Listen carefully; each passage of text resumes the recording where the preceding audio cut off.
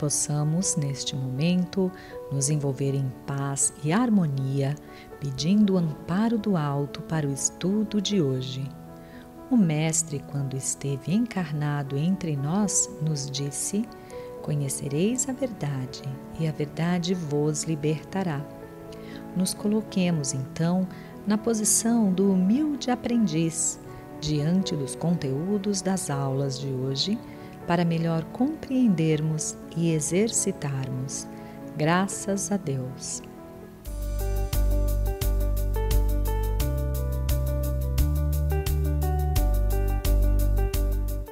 Olá, seja bem-vindo ao nosso curso O que é o Espiritismo, terceira aula. O tema é Evangelho no Lar. Está olhando essa figura? É uma ferramenta, é uma caixa de ferramenta. Temos que nos perguntar o que é isso e para que essa ferramenta serve, qual é a função de qualquer ferramenta, e a ferramenta é Evangelho no Lar. A partir desse instante, lembre-se, Evangelho no Lar, por ser ferramenta, você tem liberdade. Usa ou não usa, se quiser. Mas, saiba, essa é uma ferramenta poderosa. Está preparado para conhecer? Vamos começar? O que é esse Evangelho no Lar e quais são os passos e o porquê que me beneficia fazer esse Evangelho no Lar? Esse Evangelho no Lar é uma reunião simples, singela, onde a família estará reunida em torno de 15 a 30 minutos, o ideal é de 15 a 20 minutos, no máximo 30, uma vez por semana. E o que é que nós vamos fazer nessa reunião singela? Vamos falar em Jesus, nos dedicarmos à oração e principalmente alimentar a nossa alma. E o que é mais interessante, que você deve estar aí me perguntando, por que levar Jesus ao meu lar é importante? E eu vou te dizer que o Evangelho no Lar, ele tem 3 funções. Ele tem 3 necessariamente objetivos importantíssimos e que, se despertar a tua curiosidade, nós vamos te convidar a iniciar o Evangelho no teu lar. Pense comigo. Veja que figura linda essa aqui. O tempo inteiro, nós estamos pensando. E ao pensar, nós emitimos esses pensamentos carregados de sentimentos. A minha pergunta é: quais são os sentimentos que estão impregnados nesses pensamentos que emitimos?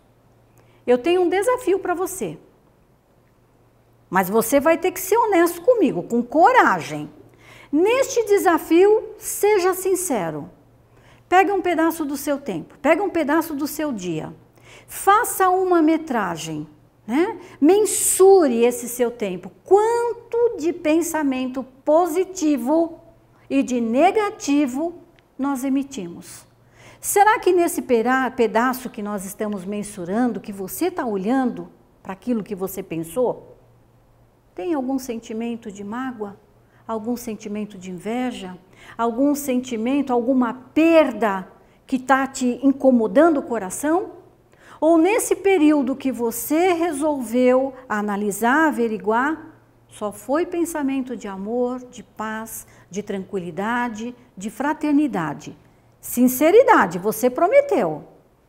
Se nós pensamos o dia inteiro e se emitimos esses pensamentos com sentimento, essa carga positiva ou negativa, essa matéria mental, se negativa, cria um lixo mental.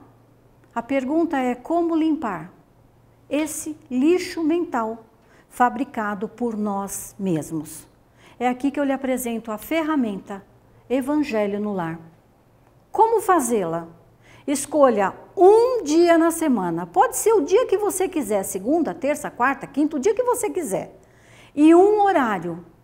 Eu coloquei aqui 23 horas apenas para exemplificar. Meia-noite, 1h da manhã, 6 da manhã, 4 horas, no intervalo de uma refeição, no horário de almoço, o que você quiser, o horário a escolher, de 15 a 30 minutos.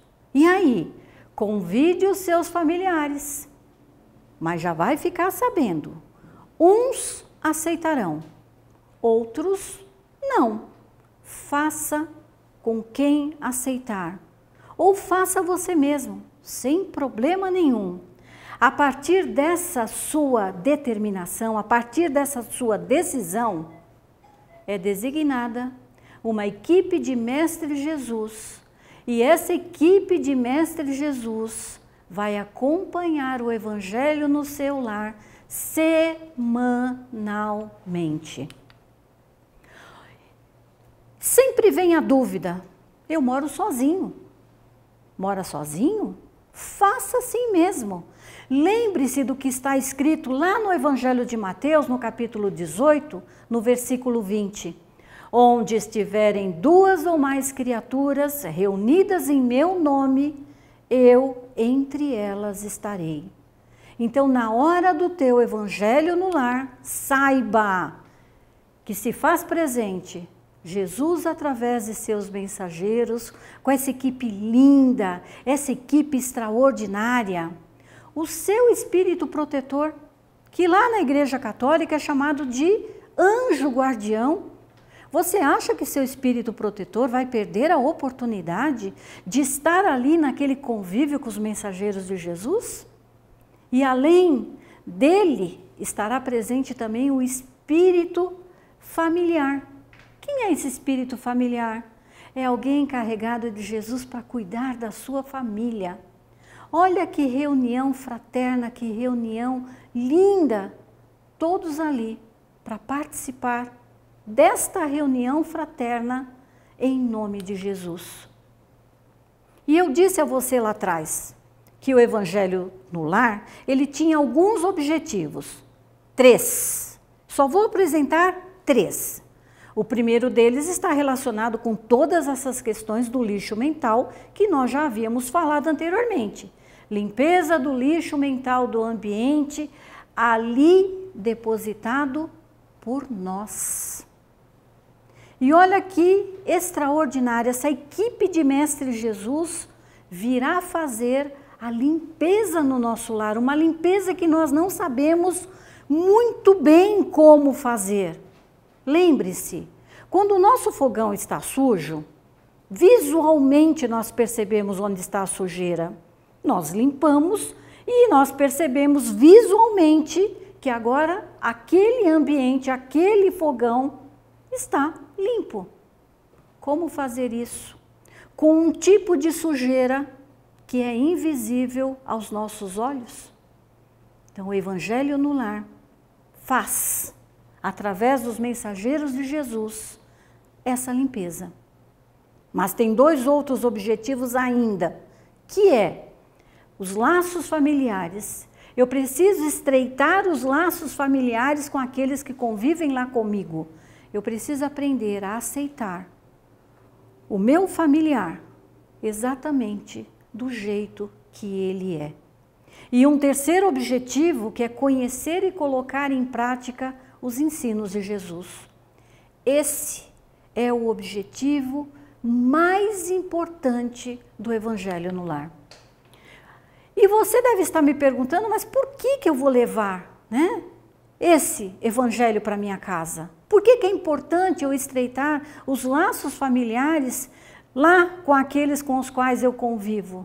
E eu digo a você, nós precisamos aprender a ouvir mais, a dividir mais, a compartilhar mais, a perdoar, não só o outro. O perdão ao outro é importante, mas precisamos perdoar a nós mesmos. E importantíssimo, amar o próximo como gostaríamos de ser amados. E por que levar ainda? Por que é tão importante ter Jesus no meu lar? Como é que nós vamos aprender a amar, sem entender as grandes lições que Mestre Jesus nos trouxe. É lá no Evangelho de Jesus que está todo o ensinamento básico do que é que eu tenho ou não tenho que fazer para aprender a amar o outro, para aprender a tolerar o outro, para aprender a entender o outro, mesmo que ele não me entenda. Então, queridos, será que nós já entendemos tudo acerca do perdão? Será que nós já entendemos tudo acerca de amar? É um desafio. Vamos analisar, vamos pensar. Será que já conhecemos tudo acerca das lições que Mestre Jesus trouxe para nós? Ou esse é um ensinamento pouco a pouco, que sedimenta, que você para, que você pensa, que você analisa, que você constrói um sentimento construído? Mestre, quando passou aqui, nos disse que éramos luzes e que tudo aquilo que ele fazia, nós poderíamos fazer e muito mais. Olha o que Mestre Jesus nos disse. Ele nos garantiu que você é uma potência. Você precisa acreditar que você é uma potência divina. E sendo uma potência divina, nós podemos transformar o nosso ambiente. Como? Implante o Evangelho no lar? Faça. Você pode fazer a diferença no seu lar. E o mais importante, ao resolver implantar o Evangelho no lar, no seu ambiente doméstico, mesmo que você fizer sozinho, esse sozinho entre aspas, porque você já viu que teu espírito protetor estará lá com você, mesmo que você faça sozinho, o ambiente é transformado, o ambiente é modificado, e se o ambiente é modificado, todos aqueles que convivam com você no seu lar se beneficiam. Não é extraordinário? Não é encantador? Existe um roteiro, você vai me perguntar? Sim, nós temos um livro aqui, da edição da Federação Espírita do Estado de São Paulo, Evangelho no Lar, Nosso Encontro com a Paz, e neste livro, Evangelho no Lar, existe um roteiro, mas é uma sugestão. Você adota ou não adota, se quiser. E o que é que este roteiro contém? Ele contém 5 passos. O Evangelho no Lar em 5 passos. Sempre esse Evangelho deve ser feito em voz alta. Aí você vai perguntar, mas por que eu tenho que fazer em voz alta? Eu sei ler? Queridos, a ciência nos diz que o nosso cérebro é dividido em lado esquerdo e lado direito. E o lado que pensa é o lado contrário daquele que fala e ouve. Quer se concentrar melhor? Quer focar o Evangelho naqueles 15 minutos? Leia em voz alta. Faça tudo em voz alta. E qual é o roteiro? Duração de 15 a 30 minutos. Sempre começamos com uma prece. Você vai receber no seu lar os mensageiros de Jesus. Se você vai receber os mensageiros de Jesus, faça uma prece, não importam as palavras. Importa é o teu coração. Importa o teu sentimento. Pode ser um Pai Nosso, uma prece decorada, pode ser uma Ave Maria, pode ser uma prece de Cáritas, só tome um cuidado, de 15 a 30 minutos. Coloque sentimento em cada palavra que você disser. Abra o seu coração a receber esses mensageiros de Jesus. Segundo passo, uma leitura do Evangelho segundo o Espiritismo, que é o livro, se você quiser adotar como leitura, o Evangelho segundo o Espiritismo, você vai começar no capítulo 1 e vai até o capítulo 28, a prece dominical. E já te alerto, esse capítulo 28, ele tem muitas preces. Pare na prece dominical. E aí você recomeça lá do capítulo 1.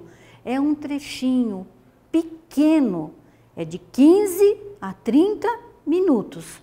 Lê um trechinho em voz alta, passemos a comentá-lo. Ah, mas espera só um pouquinho. No ambiente doméstico, as pessoas que convivem comigo não concordam em fazer com esse livro, né? Evangelho segundo o Espiritismo, codificado por Allan Kardec. Posso usar outro? Lógico que sim. Bíblia Sagrada. Onde é que nós vamos encontrar os ensinos de Jesus? No Novo Testamento. Evangelho de João, de Marcos, de Lucas e de Mateus. Escolha um deles a seu critério. Comece lendo um trechinho pequeno. Terceiro, comentários. O que são esses comentários? Aquilo que foi lido em voz alta pelos membros da família, por você e aqueles componentes que lá com você estarão, comente o que você entendeu. Ah, nós não conseguimos entender nada. Importante ter uma conversa familiar ali, mesmo que a dificuldade do texto seja essa, não conseguimos entender nada. Já estamos começando a nos entender que precisamos procurar mais.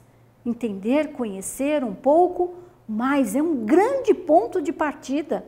Não desista. É muito importante. Quarto passo, vibrações. O que são essas vibrações?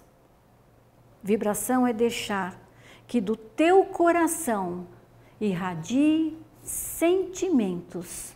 Sentimentos de paz, de saúde, de fraternidade, de amor.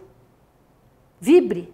Neste roteiro você vai encontrar a orientação para vibrar por 3 pontos importantes. Primeiro, pelo planeta Terra. E o que é que você vai vibrar pelo planeta Terra? Paz, saúde, fraternidade. Vibre, vibre mesmo. Muita paz para o meu planeta Terra, muita luz, muita saúde. Respira. Vibre agora pela implantação do Evangelho de Jesus em cada lar. O teu lar está inserido nesse meio. Mas coloque sentimento, vibre mesmo, né? Pela implantação do Evangelho de Jesus em cada lar. Terceiro, vibre agora pelo teu lar. Paz, fraternidade, luz, harmonia, muito amor para o teu lar. Envolva todos aqueles que convivam com você neste abraço de paz, de amor, de fraternidade. E o último, prece final. Não começamos com a prece inicial? Prece inicial, comentário do Evangelho, prece inicial, leitura do Evangelho, comentário do Evangelho, as vibrações. Encerremos com prece final. Recebemos muito dessa equipe linda e extraordinária que está conosco nesse dia. Está na hora de agradecermos. Agradecermos por tudo que recebemos, agradecer por tudo aquilo que fizeram conosco, né? Abrir o nosso coração sincero, dizendo a eles, mensageiros queridos, que bom que estiveram aqui conosco no dia de hoje. Agradecemos todas as bênçãos que recaíram sobre nós. Não quer fazer uma prece espontânea? Encerra com o Pai Nosso, encerra com a Ave Maria. Não tem problemas nenhum. A equipe que está lá está em nome de Jesus para te ajudar, te amparar, te sustentar, te fortalecer. Não é reconfortante isso? E você vai me perguntar, Evangelho no Lar é coisa da Federação Espírita do Estado de São Paulo? E eu vou te dizer, A primeira reunião de Evangelho no Lar foi feita por Jesus, Na casa de Pedro, se reuniram ali com a família de Pedro, Mestre Jesus ensinou as suas lições, e você tem essas informações nesse livro extraordinário que é Jesus no Lar, de psicografia de Francisco Cândido Xavier, pelo espírito de Nélio Lúcio. Nessa primeira reunião, foi formalmente implementado o primeiro evangelho no lar do Novo Testamento. E é importante, relembre sempre, não é só você que é o beneficiado, todos aqueles que lá se encontram no seu lar serão beneficiados. No seu lar começa a construção de um mundo melhor, a esperança de um mundo melhor, a transformação de um mundo melhor. É lá no seu lar que vai ser literalmente apontado uma luz, a luz da esperança, a luz da fraternidade, a luz do amor. Você que está aí, pare para pensar, você merece isso. Dúvidas sempre vão surgir. Implementei o evangelho no lar na minha casa, mas tenho uma viagem para fazer. E aí, o que eu faço? É possível fazer o evangelho no lar onde você estiver? No hotel, na casa de um amigo, na casa de um parente? Se for possível, faça. E se não for possível, essa equipe linda de Mestre Jesus, que está lá na sua casa, que te ama, que te sustenta, que te ampara, você acredita que eles não vão entender? Lógico que vão entender. Faça uma ligação mental por uma questão de respeito. Diga a esses mensageiros, olha, na semana que vem não estarei aqui, estou em férias do meu trabalho. É importante esse respeito entre nós e essa equipe linda que está na sua casa. Telefonemas ou campainhas é natural.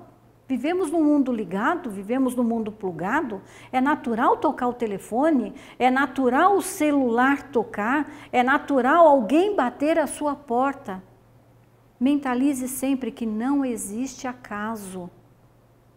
Se for a campainha, convide a pessoa a adentrar ao seu lar, diz a ela que você está fazendo evangelho no lar, convide-a a participar, a conhecer o que é esse evangelho no lar. Quem sabe seja mais um ponto de luz lá na frente a ser implementado.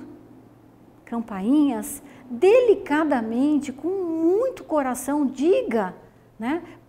Não no caso da campainha, mas no caso do telefone, no caso do celular, explique, estou fazendo o meu evangelho no lar, me liga um pouco depois. Coração aberto, espontâneo. Essa equipe de Mestre Jesus sabe das necessidades de cada um. Quer fazer evangelho no lar com o seu gatinho, com o seu cachorro, no meio do seu jardim, com as suas plantas queridas? Não tem problema nenhum. O local, assim como o local, é o melhor e o mais confortável para você e a sua família. Não existe isso, ó, só faço no meu quarto, tenho que fazer sempre só lá no meu quarto? Lógico que não. Os mensageiros de Jesus não estão preocupados com o local. Os mensageiros de Jesus e Mestre Jesus está preocupado com a tua determinação em realizar esse evangelho no lar, com a tua persistência em realizar esse evangelho no lar. O local é o de menor importância. Fazer com os nossos animaizinhos, fazer com as nossas plantas, não tem inconveniente nenhum. Agora pense nas crianças. Se você resolver fazer evangelho no lar com crianças, dependendo do tipo de idade da criança, talvez seja interessante se adotar uma leitura um pouco mais apropriada. A Federação Espírita do Estado de São Paulo tenho um livro chamado Evangelho segundo o Espiritismo para crianças, da edição da FEESP. É um linguajar mais, apropriado a essa parte, a esses integrantes da nossa família. Caso contrário, já sabem ler, já têm entendimento, já são adolescentes, podem participar fazendo a oração, podem participar fazendo seus comentários, não tem problema nenhum. É você que vai medir, se a criança tem ou não tem condições. Você pode até escolher fazer Evangelho no Lar com as crianças em um outro dia específico para isso. A água. Muitos falam em água fluidificada. Tenho quase certeza que você já deve ter ouvido essa expressão. Água fluidificada significa que o plano espiritual vai colocar, vai fluidificar ali aquela água que vai funcionar como uma espécie de medicamento. Querido, querida, pense comigo. Você está com uma equipe designada especialmente por Mestre Jesus para te auxiliar, te amparar, te sustentar e te dar todo o medicamento diretamente no teu corpo físico que você necessite. Não é o que nós queremos, mas é o que nós necessitamos. Aqui no nosso roteiro você não vai encontrar a água para fluidificar. Se você sentir necessidade, coloque, mas não precisa. Porque o medicamento está sendo dado diretamente nas nossas células, diretamente no nosso coração. Esse estreitamento dos laços familiares, essa compreensão e tolerância que vamos ter uns com os outros, é o início do amor fraterno. Não há nada mais poderoso que esse amor. E sem manifestações mediúnicas e sem rituais. Não há ritual na implementação do Evangelho no lar e não há manifestação mediúnica. Nada de querer ter um irmãozinho para trazer uma palavra. Não! É você com a sua família. 15 a 30 minutos. Quer saber mais? Está aqui a nossa bibliografia, Nosso Encontro com a Paz. Nós temos 2 livros aqui, nós temos o livro do Nélio Lúcio que eu indiquei para vocês. E quer ou vamos fixar o aprendizado? Está pronto? Será que você entendeu tudo? 3 perguntinhas bem simples aqui, ó.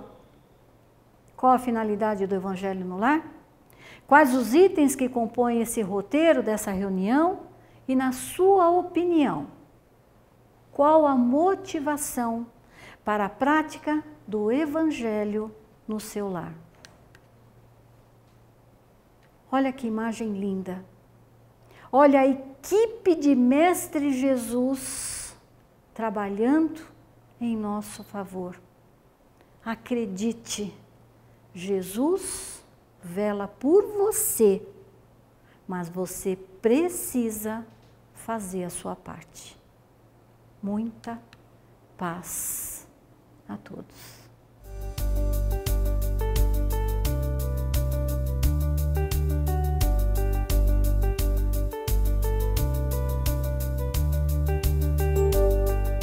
Olá!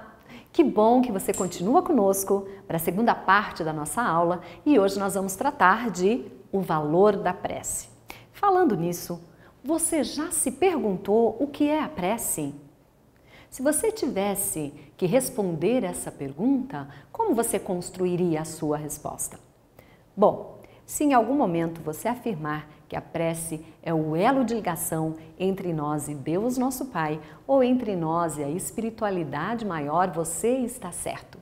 E você também pode complementar, dizendo que essa ligação nos proporciona arregimentar energias, mudança de estado íntimo, nós conseguirmos também sustentação e amparo para as escolhas do nosso dia a dia. Que a prece é recurso sempre certo, isso é uma verdade.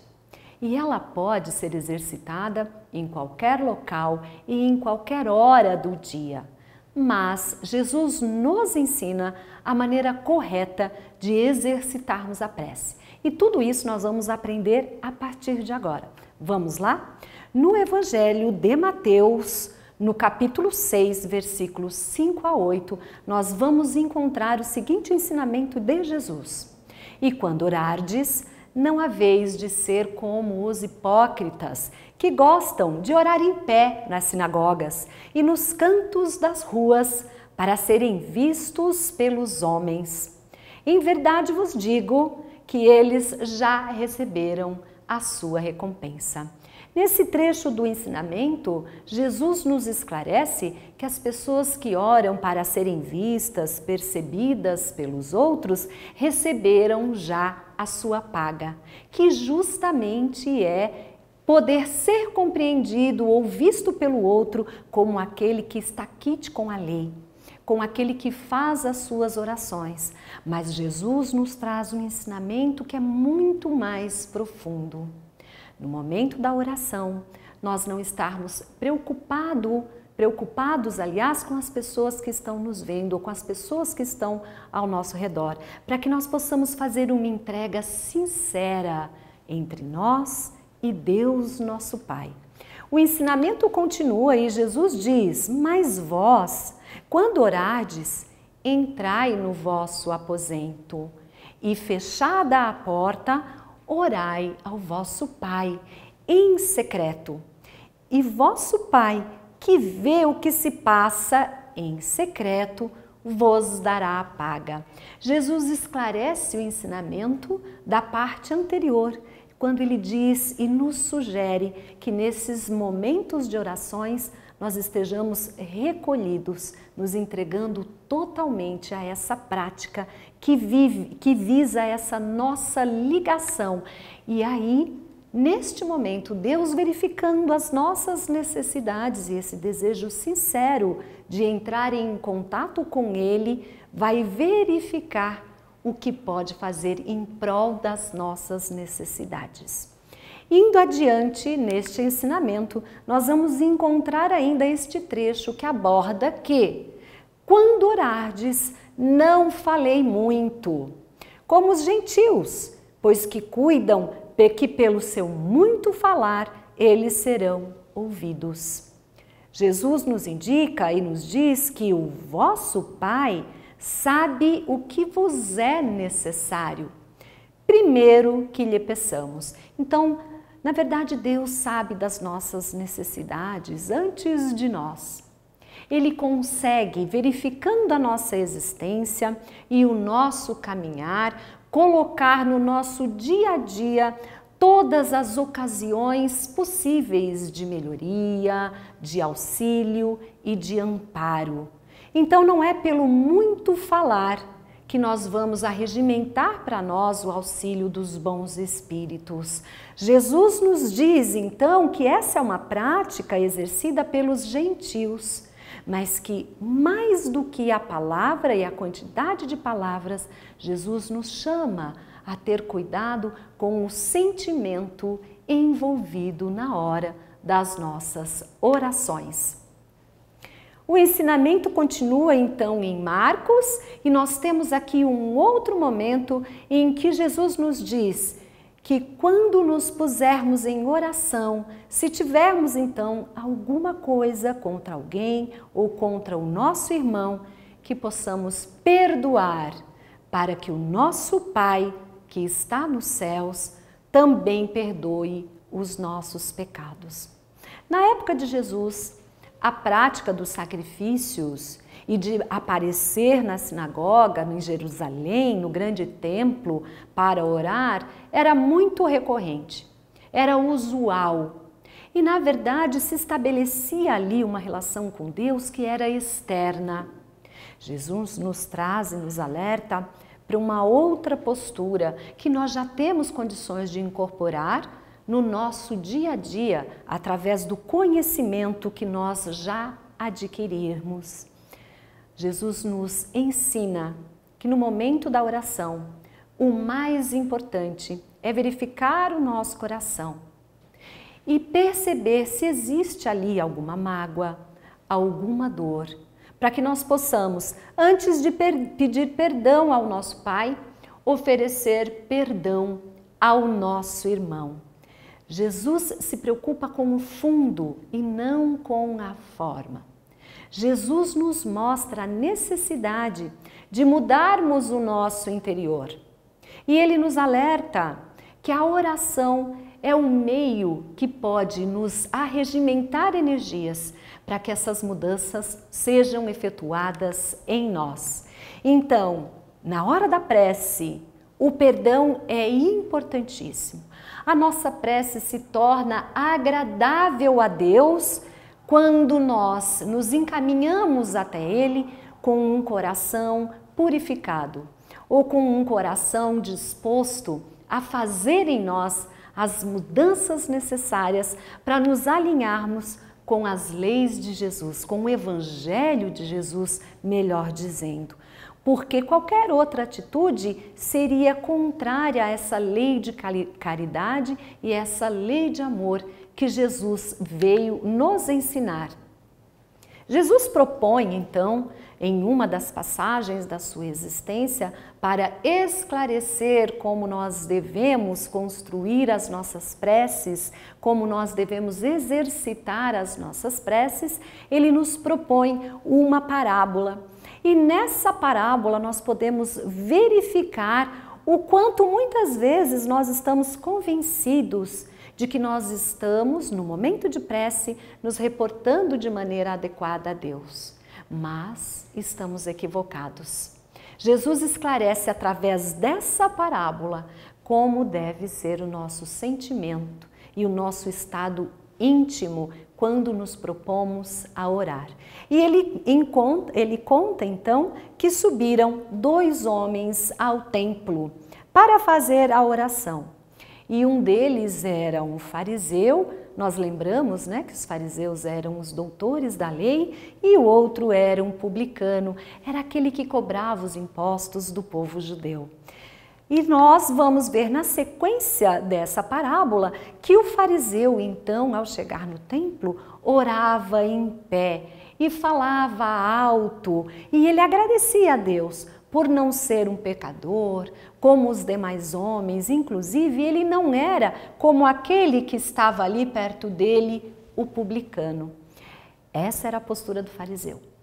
O publicano, por sua vez, sentindo-se culpado e percebendo em si as suas atitudes, ele ficava de cabeça baixa e orava de cabeça baixa. E entregava para Deus esse seu conflito, pedindo perdão, dizendo: Deus, seja propício a mim, que sou pecador.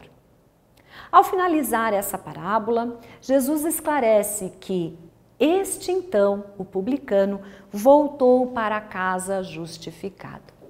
Jesus faz um grande alerta para todos nós.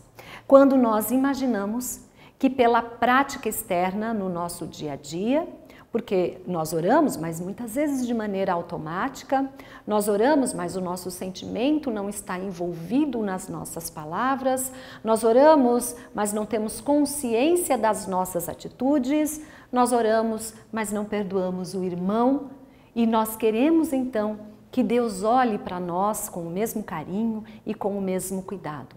Jesus diz que aquele que reconhece as suas más inclinações, os desafios que tem a vencer em si mesmo, as mudanças que tem que fazer para que a sua conduta se torne uma conduta dita cristã, este no momento da oração, que vai com humildade, este volta para casa reconhecido. Cabe aqui uma reflexão a cada um de nós. Como é que nós estamos orando naqueles momentos em que nós nos dispomos a entrar em contato com a espiritualidade maior? Será que nós já temos condições de perceber em nós os ajustes necessários? Será que nós já temos condições de lembrar daquele irmão que é um desafio na nossa caminhada e enviar para ele uma vibração de carinho ou um pensamento amoroso? Porque é isso que Jesus espera de cada um de nós. Então, resumindo o que nós falamos até agora, o momento da prece não é o momento de nós nos colocarmos em evidência para os olhares externos. É, na verdade, um momento de recolhimento. É um momento em que nós elevamos o nosso pensamento, exercitamos a nossa humildade para entrarmos em contato com a espiritualidade maior. Neste momento de prece, a qualidade de sentimentos é muito melhor que a quantidade de palavras. Fale do seu coração, fale da maneira simples como você fala normalmente no seu dia a dia, expondo as suas questões e pedindo a inspiração do alto para os desafios que você tem que superar na sua vida. No momento da oração, nós precisamos ter exercitado a prática do perdão. Verificar em nós se ainda existe algum sentimento que precisa ser trabalhado. Olhar para aquela pessoa que muitas vezes é um desafio na nossa caminhada, para que nós possamos externar o nosso amor, a nossa vontade de refazimento e de reajuste de relação. Também no momento da prece é hora de nós purificarmos o coração dessas mágoas, desses ressentimentos, dessas dores que muitas vezes nós carregamos conosco e que nós já poderíamos ter deixado elas para trás. Exercitar esse desprendimento de situações que foram desafiadoras para nós é fazer com que a nossa caminhada se torne mais leve, que o nosso coração também consiga ser feliz, observando as várias situações positivas que nós temos ao nosso redor. E no momento da prece também é importante nós examinarmos as nossas próprias imperfeições. Quando nós falamos em perdoar o outro, é porque todos nós somos necessitados do perdão de nosso Pai. Porque neste planeta, todos nós, em algum momento, nos equivocamos. E nos conscientizando das imperfeições que nós trazemos, pedirmos a sustentação do alto, a energia necessária para que nós possamos fazer em nós os ajustes e as correções para que nós possamos começar a acertar as escolhas que nós fazemos na nossa caminhada, na nossa existência. Algumas pessoas contestam a eficácia da prece, dizendo que se Deus sabe tudo sobre nós e conhece as nossas necessidades, para que orar pedindo alguma coisa? Bom, é verdade o primeiro ponto, que Deus sabe tudo sobre nós, mas Ele também nos colocou nesta existência para que nós exercitássemos as nossas potencialidades, ou seja, diante dos desafios, que nos tornemos melhores. Então, cabe a nós uma parte nessa caminhada que é de ação. E nós conseguimos somente agir de maneira correta quando nós estamos alinhados com o Evangelho de Jesus. A eficácia da prece se mostra em nós quando nós arregimentamos as forças para seguir adiante da melhor maneira. É através da prece que nós nos sentimos energizados, amparados, sustentados diante daquelas situações em que nós achamos que não temos condições de resolver ou que são muito pesadas para nós. Mas aí quando nós aliamos a nossa fé, a nossa força com o amparo do alto, nós percebemos um ditado que é muito popular, que com certeza você conhece e que diz que Deus nos dá o frio conforme o nosso cobertor. Significa dizer que nós temos em nós todos os recursos. Às vezes nós não acreditamos, mas através da prece nós podemos aliar a nossa força, a força do plano maior, fazendo com que esses recursos se movimentem em nós e nós tenhamos condições de ir adiante e de superar as nossas dificuldades. Então, através da prece, Deus sempre nos concederá confiança diante de nós mesmos, diante das situações que nós vivenciamos, coragem para ir adiante, coragem para mudar, coragem para fazer diferente. Deus também nos proporciona paciência. Diante de muitas situações no nosso dia a dia, não é nem necessário a ação. É necessário ter paciência, esperar os desdobramentos, né, de cada situação que nós estamos vivenciando. Deus também nos auxilia com resignação, aguardar o momento certo para agir, aceitar aquilo que nós não podemos mudar, mas ainda assim aprender a conviver da melhor maneira com cada situação. Nós também recebemos do alto, através das nossas orações, as sugestões de boas ideias, as indicações e orientações da melhor maneira a seguir o nosso caminho e fazer as nossas escolhas, assim como as inspirações do alto nos indicam a melhor forma de proceder.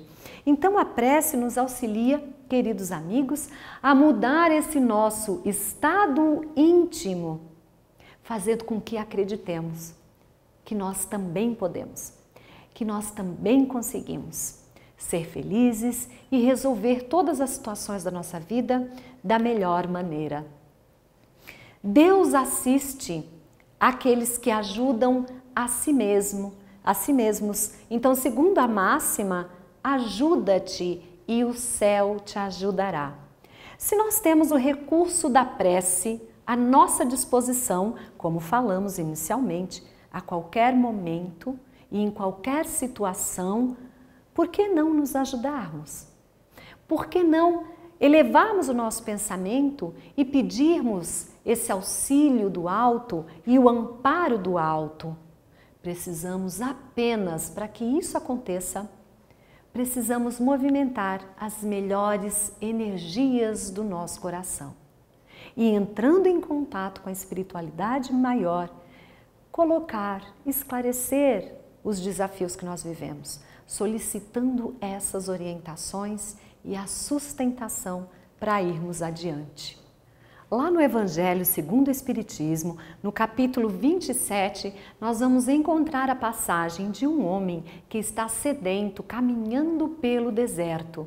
Então ele ora a Deus, pedindo auxílio, mas ninguém vem lhe dar de beber. Mas naquele momento, os espíritos superiores o inspiram para caminhar em determinada direção. Este homem, então, arregimentando as suas forças, ele se levanta e avança. E logo lá na frente ele encontra um oásis. Muito bem, se este homem tiver fé, ele vai agradecer a Deus pelo pensamento que lhe foi inspirado para seguir na direção certa.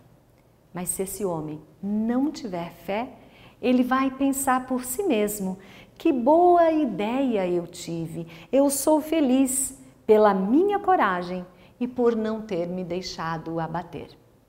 Amigos, quando nós oramos e quando as inspirações vêm até nós, será que nós já percebemos que o plano espiritual cuida de cada um de nós por todo o caminho, ou nós ainda acreditamos que as nossas preces, na verdade, nada trazem de benefício para cada um de nós? É preciso estar atento às nossas crenças, aos nossos pensamentos, pois as nossas preces, elas são sempre atendidas. Muitas vezes nós não compreendemos, mas o plano espiritual tem recursos de auxílio que nós desconhecemos. Então é importante comentarmos que através da prece nós podemos não somente pedir como normalmente nós fazemos, mas nós podemos e devemos também louvar a Deus e agradecer por tudo que temos recebido todos os dias de nosso Pai. A prece é um ato de adoração. Orar a Deus é pensar em Deus e, mais do que pensar, é aproximar-se de Deus, é pôr-se em contato em comunicação com Ele, que nós possamos adquirir este hábito da oração ao deitar, ao acordar e diante de todas as tarefas às quais nós nos dispomos a realizar. Jesus nos deixou um modelo de prece que é concisa e que resume todos os nossos deveres em relação a Deus nosso Pai, que é a oração dominical ou o Pai Nosso. Esta é a prece que nós podemos exercitar para adquirir o nosso hábito de oração, mas não de maneira automática. É importante, quando orar o Pai Nosso, que nós possamos refletir sobre cada palavra e sobre cada colocação. Essa prece é um recurso lindo que Jesus nos deixa como um grande presente para que nós possamos, através dela, entrar em contato com a espiritualidade maior. Que nós possamos, então, adquirir o hábito da oração, seja ao deitar, seja ao acordar ou em todos os momentos quando vamos iniciar as tarefas que nós nos propomos. Como fixação da aprendizagem, nós vamos deixar 3 perguntas para que você responda. E eu sugiro que você faça isso até para que você verifique o quanto conseguiu absorver deste conteúdo. Se tiver alguma dificuldade, reveja a aula ou dê uma olhada no livro do nosso curso. A primeira pergunta é: o que é prece? A segunda pergunta: qual prece é mais agradável a Deus? A terceira pergunta: na sua opinião, qual o valor da prece? Nós vamos deixar também para você a bibliografia deste conteúdo, caso você queira aprofundar no seu aprendizado. E para finalizar, nós trouxemos um trecho do livro Boa Nova, de Humberto de Campos, psicografado por Francisco Cândido Xavier, aonde Pedro pergunta a Jesus sobre a prática da prece. E Jesus responde dessa forma: em tudo deve a oração constituir o nosso recurso permanente de comunhão ininterrupta com Deus. Que nós possamos fazer com que todas as nossas escolhas, com que todas as nossas posturas diante da vida e as nossas atitudes sejam preces encaminhadas a Deus nosso Pai e à espiritualidade maior. Muita paz! Obrigada por ter ficado conosco até aqui e nós nos encontramos numa próxima aula. Até lá!